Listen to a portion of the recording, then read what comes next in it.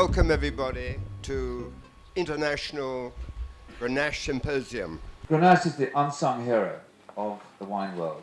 We've all lived with Grenache for as long as we can think, but we haven't really given Grenache its proper place in the world, and this is going to happen over the next 2 days. Well, one of the things we've been working really hard at is creating the right structure for the right people to come together and then work hard and let their ideas sort of co-ferment in these workshops that we had over the last 24 hours, so that they'd have a chance to exchange ideas and then hopefully create something where the whole is greater than the sum of the parts. Grenache is a little bit of a second-class citizen. It's often a supporting role. It's a part of a blend. It's kind of an ensemble player, if you will.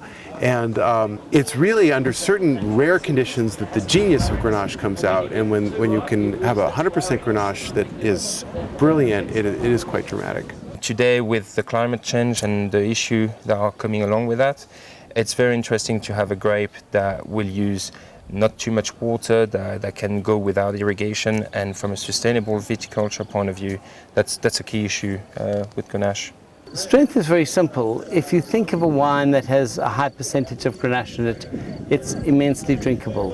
It's a wine that presents as flavor, as good texture, as aroma, as length, as a kind of sweetness that has nothing to do with sugar. All the flavors and textures, in fact, the promise of the Mediterranean lifestyle. I think that many of the points that affected the emerging markets for Grenache are actually the same as affect the existing markets such as the USA and UK. In other words, Grenache is not a term that is known.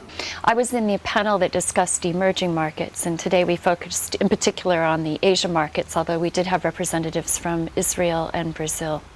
In all of our markets, it was understood that Grenache has a very low recognition level, and much needs to be done to raise the awareness of Grenache and to establish it as a premium variety.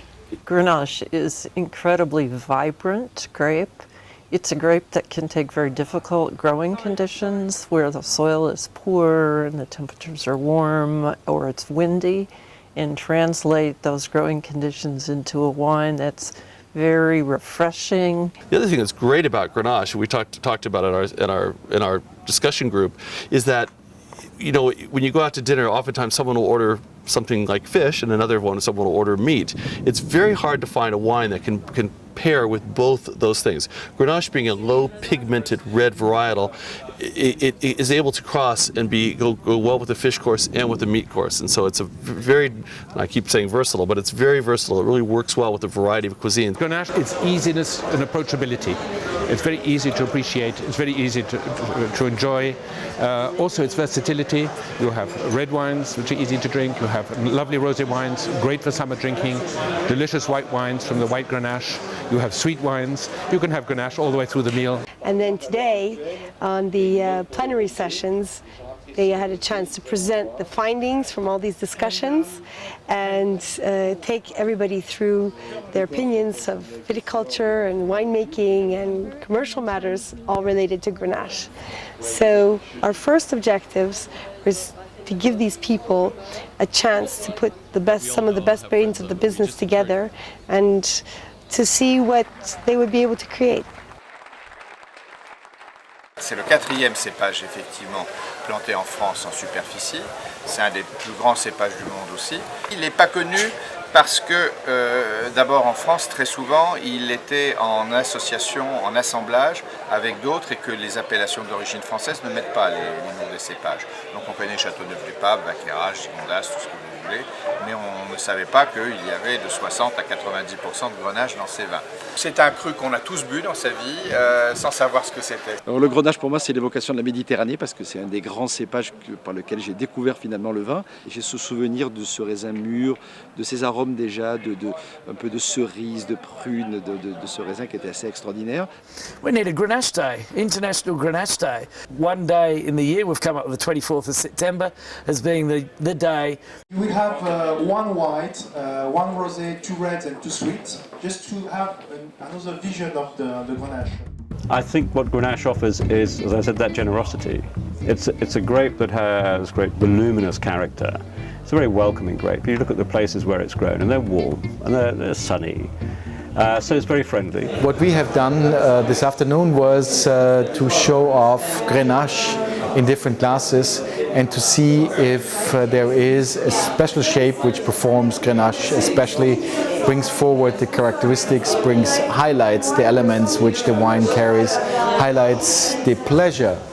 This is exactly what we do, is creating pleasure. 8th glass is Vinum Extreme, Shiraz, I should say Shiraz.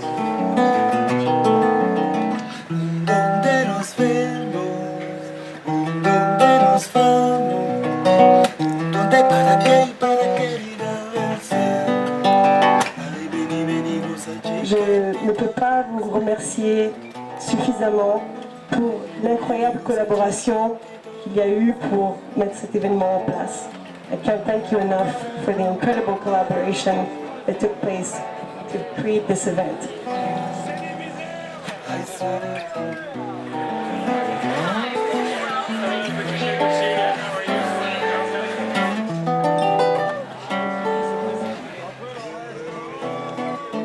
Please join me, raise your glasses to Grenache.